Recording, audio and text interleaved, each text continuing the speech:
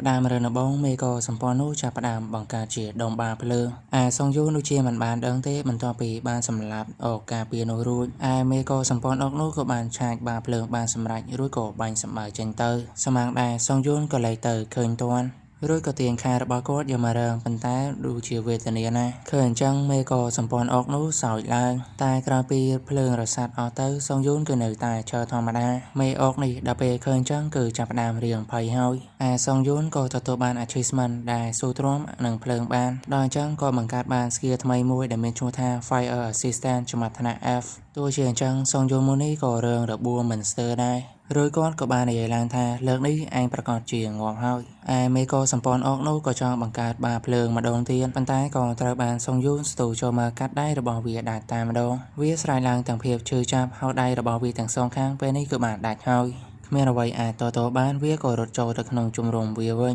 សុងយូនឃើញអញ្ចឹងក៏ដើរទៅកាន់ជំរំមួយនោះដូចគ្នាគាត់ក៏បានយកដើរការបំផ្លាញច្រកចូលនោះគាត់ក៏រៀនផ្ទះបាយដែរពេលដែលឃើញមេក៏សម្ព័ន្ធអុកនោះក៏មានកូនដូចគ្នារួចនៅក្បែរជើងគាត់នោះក៏មានកូនអុកមួយផងដែរវាបានតោងជើងសុងយូនថែមទាំងយកមកទៀតផងសុងយូនគិតឡើងថាពួកវានេះក៏មានគ្រួសារផងដែរដល់អញ្ចឹងគាត់ក៏នឹកគិតទៅដល់ឪពុកម្ដាយរបស់គាត់ដែលបានស្លាប់ទៅប៉ុន្តែអាមុនចិត្តសុងយូននោះក៏បានទាញកំបិតពីក្រោយចេញមកហើយក៏យកកំបិតនោះចាក់ទៅលើសុងយូនប៉ុន្តែគាត់ឃើញទាន់ក៏បានដាក់វាមួយដងដែរទៅរួចនៅក្នុងចិត្តគាត់ថាទោះបីជាខ្ញុំនឹងខ្លាចទៅជាខ្មោចក៏ដោយក៏ត្រូវតែកម្ចាត់ពួកអាសត្វចម្លែកឯងចោលទាំងអស់ដែរគឺអញ្ចឹងចោលគាត់ក៏បានចាត់ការទៅកាន់មេក៏សម្ព័ន្ធអុកនោះចោលទៅក្រោយពីបានបញ្ចប់ជាន់ទី2សុងយូនគិតថាមិនអាចប្រើប្រាស់ខែមួយនេះបានទៀតទេប៉ុន្តែគាត់អាចនៅរស់បានក៏គួរណាស់តែអរគុណទៅកាន់ខែនេះដែររួចសុងយូនក៏បានត្រឡប់មកកាន់បន្ទប់រោងចាំវិញគាត់បានដឹងថាសមាជិកចំនួនពាក់កណ្ដាលត្រូវបានស្លាប់ហើយវាគួរឲ្យខកខៅមែនរួចនៅក្នុង community គាត់ក៏បានឃើញសារមួយគួរឲ្យចាប់អារម្មណ៍មែនទែនគឺមានអ្នកបានប្រើប្រាស់ voucher ដើម្បី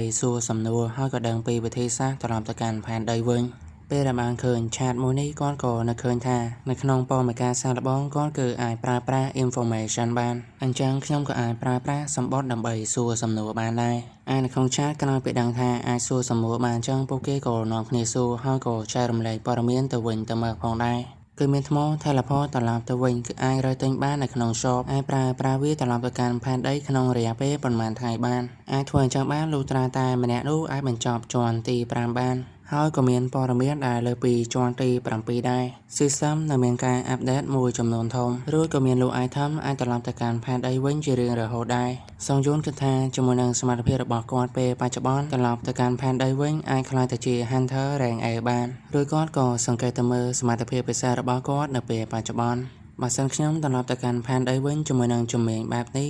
គឺបោកប្រាស់សុទ្ធសាធហើយយ៉ាងណានៅពេលនេះខ្ញុំទើបតែបញ្ចប់ជាន់ទី2ទេគាត់ក៏គិតទៅដល់ជាន់ដែលខ្ពស់ជាងនេះទៀតផងដែរយ៉ាងណាពេលបច្ចុប្បន្នគួរណាស់តែពង្រឹងសមត្ថភាពទាំងអស់ឲ្យឈានទៅដល់20ជាមុនសិនគាត់ក៏មានវិញ្ញាណចំនួន5ផងដែរដល់អញ្ចឹងទៅគាត់គឺស្រូបយកទាំងអស់តែម្ដងក្រោយពីស្រូបរួចកម្លាំងល្បឿននិង stamina របស់គាត់គឺច្រើនអស់ហើយនៅឡើយតែថាមពលវេទមន្តនោះទេដោយសមត្ថភាពរបស់គាត់កើនឡើងអញ្ចឹងក៏បានសាកល្បងរត់មើលដោយគាត់គឺអាចរត់ឡើងទៅដល់ពេដានទៀតផងមើលទៅសមត្ថភាពនេះលើពីមនុស្សធម្មតាហើយរួចដោយសារតែល្បឿនលឿនពេកហ្នឹងក៏មិនអាចចាប់ប្រាំងទាន់បានដែរក៏រត់ទៅបុកជញ្ជាំងហើយផ្សែងជោគបាត់ទៅ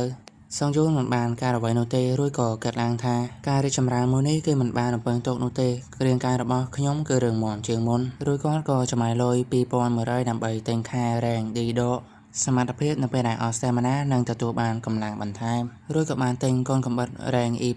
វាជួយទៅដល់ល្បឿនប្រតិកម្ម 5% និងល្បឿនការវាយប្រហារ 10% កូនកំបិតនេះគឺអាចស្រូបយកវេទមន្តងងឹតបានចុងក្រោយក៏បានទិញ Eye Assassin rank D មួយដែរដោយញៀនទាំងអស់ត្រូវបានកាត់បន្ថយចំនួន 10% នៅពេលដែលល្បឿននៅក្រោម50សមត្ថភាពទាំងអស់កើនឡើងចំនួន5រួចក៏មាន Magic Effect ផងដែរគឺអាចបង្កើនល្បឿន1នាទីបានដោយ cooldown រយៈពេល1ម៉ោងមើលទៅរូបរាងសុងយូននៅពេលនេះគឺរាងក្រូនបាជាងមុនបន្តិចហើយមុននឹងចូលទៅដល់ការសាកល្បងជាន់បន្ទាប់ហ្នឹងគាត់គួរណាស់តែស្ទាត់ជំនាញពីអ្វីដែលគាត់មានជាមុនសិនខ្ញុំត្រូវតែខ្លាចទៅជាអ្នកខ្លាំងដែលមិនមាននរណាគេអាចចូលមកចិត្តខ្ញុំបានសារឿងក៏កាត់ចូលមកដល់ពេលដែលគាត់នឹងបានចូលមកដល់ជាន់ទី3គោលដៅនៅក្នុងជាន់មួយនេះគឺជាការវាយគ្នាមួយស្មើសុងយូនដឹងថាគាត់នៅពេលនេះក៏បានចូលមកដល់ក្នុងឡាអាងមួយ System ក៏ប្រាប់ថា10វិនាទីទៀតអ្នកការពាรงងឹតនឹងចូលមកសុងយូនគិតថាប្រហែលជាដូចទៅនឹងកូឡឹមខ្សាច់ដែរហើយដល់ពេលអញ្ចឹងគាត់ក៏ត្រៀមខ្លួនដើម្បីប្រយុទ្ធ តែនៅពេលភ្លាមនោះស្រាប់តែមានស្រមោលខ្មៅមួយបង្ហាញខ្លួននៅខាងក្រោយគាត់សងយូនភ្លាមនោះគាត់ក៏ដូចជារឿងចាប់អារម្មណ៍ផងដែរប៉ុន្តែយ៉ាងណាក៏ត្រូវបានស្រមោលខ្មៅនោះវាបហាគាត់បានបាត់ហើយក្រោយពីវាបានលួចវាបហាហើយថែមទាំងសោចឌឺទៀត System ក៏ប្រាប់ថាគោលដៅត្រូវតែយកឈ្នះអ្នកការពារងងឹតនេះសងយូនក៏បានបែរខ្លួនរួចទាត់ទៅកាន់វានោះមួយជើងផងដែរឥឡូវនេះពួកគេទាំងពីរនាក់ក៏រៀងនៅឆ្ងាយពីគ្នាបន្តិចរបួសដែលសងយូនត្រូវមកនេះក៏ប្រើស្គីស្ដារឡើងវិញឆាប់រហ័សនឹងព្យាបាលហើយគាត់ក៏សម្លឹងមើលទៅកាន់ចំហរបស់អ្នកការពាងងឹតនោះដឹងថាវាគឺបានចម្លងរបៀបនៅក្នុងការបំលាស់ទីរបស់គាត់យ៉ាងណាសងយូនក៏សម្បើចូលទៅដល់ចុងប្រើប្រាំមួយស្នៀតនឹងផ្ដាច់តែម្ដងជាមួយនឹងរបឿនរបស់គាត់បានស្ទុះទៅក្រោយខ្នងអ្នកការពាងងឹតនោះអ្នកការពារក៏ព្យាយាមអង្កេតមើលការបំលាស់ទីរបស់គាត់ដែរយ៉ាងណាខ្លួនរបស់គេមុននេះត្រូវបានសងយូនវាប្រហារត្រូវហើយប៉ុន្តែសងយូនមើលទៅកាន់អ្នកការពារនោះដូចជាមិនល្អប៉ុន្មានទេព្រោះអីរបួសដែលកាប់ត្រូវមុននេះវាក៏បានស្ដារឡើងមកវិញផងដែរដល់អញ្ចឹងសងយូននិយាយថាអញ្ចឹងអញក៏អាចប្រើប្រាស់ស្គីព្យាបាលរបួសដែរឬអ្នកការពារនោះមិនខ្វាយខ្វល់ហើយក៏សួរសម្បើចូលមកកាន់សងយូនដោយវាប្រើប្រាស់របឿនដ៏លឿនចម្លងតាមជំនាញដែលសងយូនប្រើប្រាស់មុននេះប៉ុន្តែមកដល់ក្រោយខ្នងសងយូននឹងគឺស៊ីមួយជើងមកដែរព្រោះអីសងយូនដឹងថាវានឹងចម្លងស្គីរបស់គាត់ក៏ដឹងថាករណីនេះគាត់ក៏អាចស្វែងរកឃើញជាមួយខ្សោយស្នៀតដៃរបស់គាត់បានដែររួចគាត់ក៏ដេញតាមកាប់ទៅកាន់អ្នកការពាងងឹតនោះដោយជំនាញរបស់អ្នកការពារនេះទប់រងបានល្អមែនតើហើយភ្លាមគេក៏បានវាយបហាមកកាន់សងយូនវិញម្ដងបានធ្វើឲ្យសងយូននេះរងស្ទើរតែមិនចង់ទាន់ដែរនឹងយ៉ាងណាក៏របស់គាត់នឹងដូចជារងរបួសបន្តិចហើយក្នុងពេលនេះដែរអ្នកការពារនោះគឺជាអ្នកវាយប្រហារវិញម្ដងសងយូនទប់រងទាំងពិបាកដោយគិតថាវាមិនមែនចៃដន្យទេតែវាគឺកាន់តែខ្លាំងឡើងជាងមុនពីម្ដងទៅម្ដងឬគាត់ចប់ក៏បានដកឃ្លាថយមកខាងក្រោយរៀងឆ្ងាយបន្តិចរួចក៏ចាប់ផ្ដើមប្រើប្រាស់សមត្ថភាពចេញមកពីអាវឃាតកររបស់គាត់ដែលវាជួយបង្កើនល្បឿនដល់គាត់ 15% នៅក្នុងរយៈពេល1នាទីក្នុងរយៈពេល1នាទីនេះខ្ញុំត្រូវតែកម្ចាត់វាឲ្យបានក្រោយពីគាត់ចប់ក៏បានស្ទុះចូលទៅជាមួយនឹងល្បឿនដ៏លឿនប៉ុន្តែផ្លែកំបិតរបស់អ្នកការពារនោះក៏វាប្រហារមកបង្អាក់សងយូនក៏អោនកិច្ចរួចក៏លាងមួយជើងទៅកាន់វានោះរួចផ្លែដៃរបស់គាត់នឹងបានចាស់ទៅកាន់ស្មាខាងឆ្វេងរបស់វាសងយូនដល់ពេលដែលអាចវាប្រហារវាបានអញ្ចឹងក៏រៀងសប្បាយចិត្តដែរប៉ុន្តែយើងក៏ឃើញថាដៃរបស់អ្នកការពារនោះគឺពន្លូតបានវែងមែនតើរួចជាមួយនឹងដៃក្នុងដៃវែងនោះក៏បានកាត់ផ្ដាច់ដៃរបស់សងយូនដៃម្ខាងត្រូវបានដាច់អញ្ចឹងគឺមានភាពជឿចាំមែនតើតែគាត់ដាស់តឿនសតិខ្លួនឯងថាវាមិនទាន់ចំនោះទេត្រូវតែតាំងស្មារតីមកវិញគាត់សង្កេតឃើញថាអ្នកការពារនោះដូចជាមិនបានបំលាស់ទីឡើយទោះបីជាវាមានស្គីព្យាបាលក៏ដោយក៏ត្រូវចំណាយពេលខ្លះដើម្បីជាសះស្បើយមកវិញដែររួចនៅកំឡុងពេលនេះដែរវាគឺជាឱកាសរបស់ខ្ញុំហើយតែខ្ញុំអាចសម្លាប់វាយ៉ាងម៉េចទៅបើសិនជាខ្ញុំមិនមានដាវនៅក្នុងដៃផងហ្នឹងពេលវេលាបន្ថែមល្បឿនរបស់គាត់ហ្នឹងនៅសល់ត្រឹមតែ10វិនាទីទៀតទេទោះជាការដែលធ្វើអញ្ចឹងគឺជារឿងដ៏ឈួតបំផុតក៏ដោយប៉ុន្តែវាក៏ល្អជាងស្លាប់ដោយមិនបានធ្វើអ្វីតតែសោះសងយូនបានស្ទុះចូលទៅជាមួយនឹងខែម្ខាងនៅក្នុងដៃរបស់ខ្លួនអ្នកការពារនោះដល់ពេលឃើញចាស់ហើយក៏ដូចជារឿងផ្ញើផ្អើលផងដែរយ៉ាងណាវាមិនអាចកម្រើកបានទេសងយូននោះល្បឿនលឿនមែនតើទោះជាអញ្ចឹងវាក៏ព្យាយាមយកដៃដែលវែងរបស់វានឹងវាបហាចេញទៅសងយូនមិនខ្វល់ឡើយជាមួយនឹងខែពាំងមុខប៉ុណ្ណឹងហើយគ្មានខ្វល់អីទៀតទេគាត់ក៏បានរត់បំបុកទៅកាន់អ្នកការពារនោះតែម្ដងដោយសារតែល្បឿនរបស់គាត់លឿនបានបុកវានេះបានឆ្ងាយមែនតើរួចមើលទៅសភាពរបស់វានេះគឺរងរបួសមិនស្ទើរទេ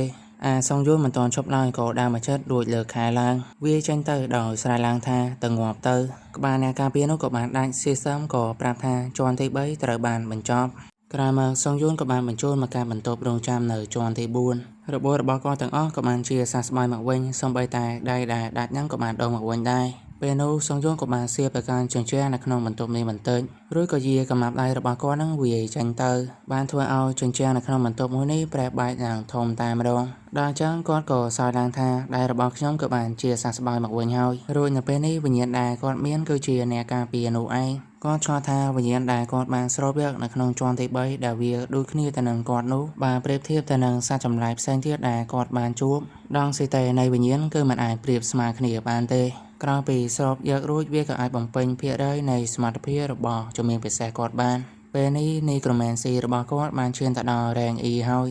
គាត់ក៏ទទួលបាន effect បន្ថែមមួយផងដែរនៅពេលដែលស្រូបយកវិញ្ញាណរបស់អ្នកស្លាប់គឺអាចទទួលបានស្គីចំនួន1ចេញពីអ្នកដែលស្លាប់នោះគាត់ឃើញថាអាចស្រូបយកស្គីរបស់អ្នកដទៃអញ្ចឹងក៏ភ្ញាក់ផ្អើលព្រោះអីក្រោយពីគាត់ទទួលបានស្គីការស្ដារឡើងវិញឆាប់រហ័សនឹងបានដឹងថា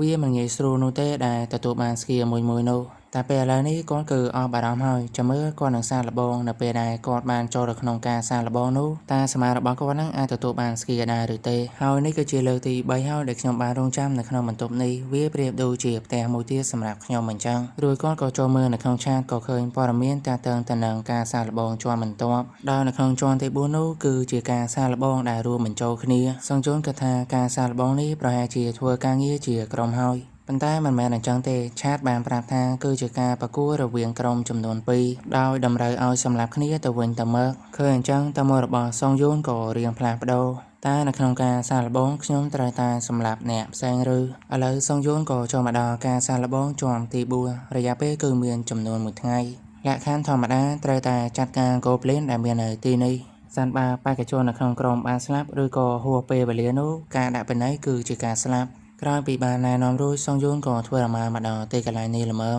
រួចក៏មានមនុស្ស2នាក់បន្ថែមទៀតដែលជាមិត្តរួមក្រុមមកក្នុងការសាកល្បងជាន់ទី4នេះសុងយួនដល់ពេលអញ្ចឹងដូចជារៀងចម្លែកចិត្តយ៉ាងម៉េចនោះទេពេលនោះដែរបេក្ខជនម្នាក់និយាយថាឥឡូវនេះពួកយើងគឺជាក្រុមតែមួយហើយហេតុអីពួកយើងមិនណែនាំខ្លួនឲ្យដឹងបន្តិចសិនទៅហើយឈ្មោះរបស់ខ្ញុំគឺលីហេយ៉ុនសមត្ថភាពរបស់ខ្ញុំគឺជាការជាមួយទៅដល់ធីមហើយខ្ញុំក៏ជា Hunter Rank E សម្លេងម្នាក់ទៀតនិយាយថា Hunter ឬមើលទៅក្រុមរបស់ពួកយើងមិនអត់នោះទេរួចខ្ញុំមានឈ្មោះថាលីសុនហ៊ុនខ្ញុំគឺជា Hunter ប្រយុទ្ធចិត្តហើយខ្ញុំក៏ជា Hunter Rank D ដែរសុងយួនមិនសូវជាពេញចិត្តប្រមាណទេព្រោះអាប៉ែនេះដូចជារឿងគ្រាន់តែខ្លួនឯងមាន Rank Hunter ខ្ពស់ជាងគេសោះឬគាត់និយាយថារីណាដែលបានជួបខ្ញុំមានឈ្មោះថាហាន់សុងយួនជំនាញរបស់ខ្ញុំគឺជាការប្រយុទ្ធចិត្តហើយខ្ញុំមិនទាន់ខ្លាចជា Hunter ទេតែខ្ញុំសង្ឃឹមថាថ្ងៃណាមួយក៏អាចខ្លាចជា Hunter ដែរអាប៉ែសុងហ៊ុននោះលឺអញ្ចឹងឌីតែម្ដងអីគេមិនទាន់ខ្លាចជា Hunter ទេអញ្ចឹងយើងសូមត្រឹមតែឯងនឹងមករំខានដល់យើងទៅបានហើយសុងយួនលឺហើយមិនពេញចិត្តទេ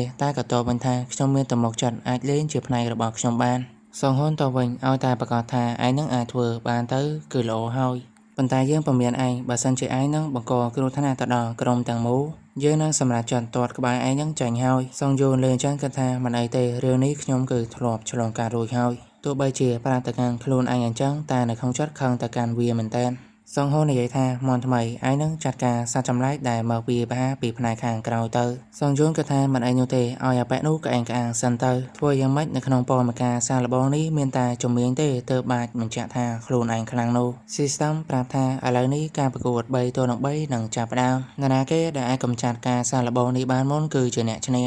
រួចទ្វារប្រាសាទក៏ត្រូវបានបើកឡើង Goblin ជាច្រើនក្បាលក៏បានរត់សម្បើចូលមកសុងហ៊ុនក៏បានយកដាវដ៏ធំរបស់គាត់នឹងទប់រងវាស្រែកឡើងថាហេរី Goblin ទាំងអស់សម្បើតែមករកវាអញ្ចឹងអាមនថ្មីតែឯងធ្វើអ្វីនឹងគួរណាតែចូលមកវាបហាខ្លះមកសុងយួនលើសម្បីអាប៉ែនោះអញ្ចឹងដូចជាមិនសូវជាពេញចិត្តប៉ុន្មានទេគាត់ក៏ចាត់ការGoblinមួយក្បាលរួចនិយាយថាមើលពីលោកនឹងមិនបានយកចិត្តទុកដាក់នៅអ្វីដែលកើតឡើងឯហេយ៉ុនក៏ស្រែកប្រាប់ថា Spell របស់នាងនឹងគឺចិត្តរួចរាល់ហើយឲ្យអាប៉ែនោះនឹងរងចាំបន្តិចសិនទៅតែអាប៉ែនោះស្រែកឡើងថាបញ្ញាប់ឡើងបើមកកាន់វាមកហេយ៉ុនប្រាប់ថានាងក៏បានប្រើស្គីជាមួយទាំងអស់នឹងទៅលើវាហើយសុងយួនក៏មកចិត្តរួយប្រាប់ថាលីហេយ៉ុនមើលទៅកាន់គាត់គឺត្រូវការជំនួយហើយអញ្ចឹងហើយខ្ញុំសូមពេលវេលាបន្តិចហេយ៉ុនលើអញ្ចឹងផ្ញើប៉ាណារួចក៏ស្រែកឲ្យឈប់សិនប៉ុន្តែសុងយួនមិនខ្វល់ទេក៏ស៊ូសំដៅចូលទៅនាងឃើញអញ្ចឹងក៏និយាយថាសុងយួនបើសិនជាលោកចាស់ចេញទៅ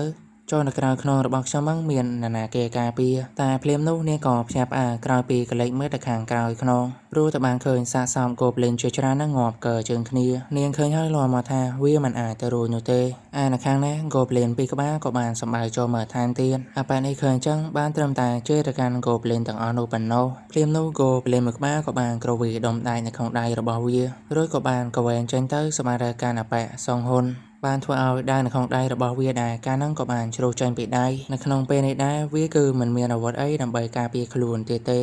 រួចGoblinកាន់កំបិតហ្នឹងក៏បានលោតសម្បើចូលមកដូចគ្នាវាស្រែកឡើងថារឿងនេះកើតឡើងព្រោះតែវានឹងទទួលបានសមាជិកមន់ថ្មីដូចជាសុងយួននៅក្នុងក្រុមតែភ្លាមនោះសុងយួនក៏ប្រើល្បឿនដ៏លឿនសម្រាប់ទៅកាន់Goblinមុននោះប៉ែនោះដំបងគិតថាខ្លួនឯងនឹងត្រូវបានស្លាប់ទៅហើយតែបែរជាឃើញGoblinដែលលោតមកកាប់វានឹងបែរជាងាប់ទៅវិញរួចសុងយួនក៏កំពុងតែឈរនៅចំពោះមុខវាឃើញអញ្ចឹងវាគឺមិនអាចនិយាយអ្វីចេញនោះទេសុងយួននិយាយឡើងថាលីសុងហ៊ុនលោកទៅខាងក្រោយទៅលោកយល់ល្អនៅពេលនេះមិនត្រូវបង្កការរំខានមកដល់ខ្ញុំទេនិយាយចោលក៏ប្រើល្បឿនដ៏លឿនសម្រាប់ទៅកាន់Goblinដែលនៅសល់ ក្រោយពេលសម្លាប់វាអស់គាត់ក៏ទទួលបាន achievement ជា Goblin Hunter អាប៉ាក់សងហ៊ុននោះឃើញអញ្ចឹងហើយចំហមកឡើងប៉ុណ្ណានៃតែម្ដងឯ Goblin ទាំងអស់នោះក្រោយពេលស្លាប់វិញ្ញាណរបស់វាក៏បានផុសចេញមកសងយូនគិតថាជំនាញពិសេសរបស់គាត់នេះអ្នកផ្សេងមិនអាចមើលឃើញបានទេដល់អញ្ចឹងទៅមិនចាំយូរក៏ស្រូបយកវិញ្ញាណទាំងអស់នោះបានធ្វើឲ្យសមត្ថភាពទាំងអស់របស់គាត់នឹងបានកើនឡើងជាលំដាប់គាត់ក៏ទទួលបាន skill មួយដែលចេញពី Goblin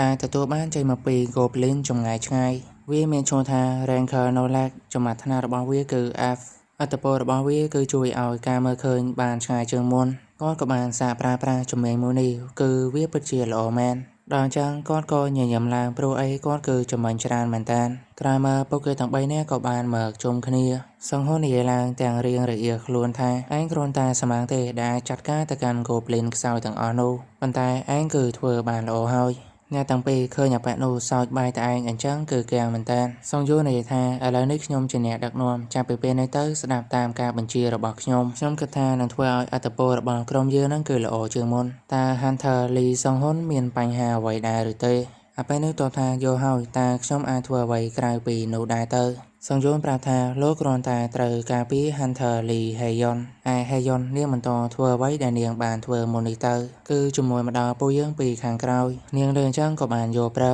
រួចក៏ប្រើវេទមន្តជំនួយរបស់នាងដោយនិយាយថាឥឡូវនេះពួកយើងបន្តស្រាវជ្រាវរកមើលទៀត